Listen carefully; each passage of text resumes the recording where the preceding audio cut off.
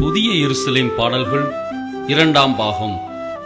பிதா, குமாரன், பரிசுத்த ஆவியானவர் நாமத்தினால் இந்த புதிய எருசலேம் பாடல்கள் 2ஆம் பாகத்தை வெளியிடுகிறதிலே மிகுந்த மகிழ்ச்சி அடைகிறோம்.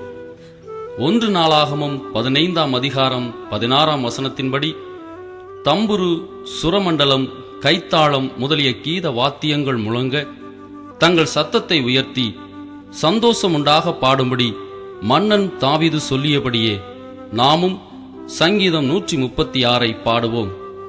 அதற்கு முன்பதாக திண்டுக்கல் மாவட்டம் கொடைக்கானல் கிளை புதிய எருசலேம் சபையின் போதகர் ஏ. வாசன் அவர்கள் ஜெபிப்பார்கள்.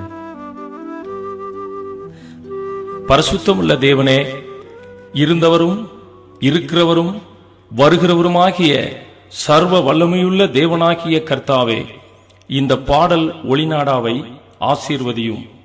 கர்த்தர் நல்லவர், அவர் கிருபை என்றுமுள்ளது என்று அவர்கள் கூறும்போது உமது மகிமை ஆலயத்தை நிரப்பினது போல இப்பாடலை பாடும்போதும் கேட்கும்போதும் உமது ஆவியை ஊற்றும்.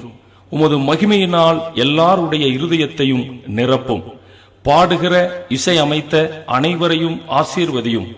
அப்போஸ்தலனாகிய பவுலும் சீலாவும் சிறைச்சாலையில் அடைபட்டு நடுராத்திரியில் அவர்கள் பாடும்போது சிறைச்சாலையின் அஸ்திவாரம் அதிர்ந்தது, கதவுகள் திறவுண்டது, கட்டுகள் உடைந்தது.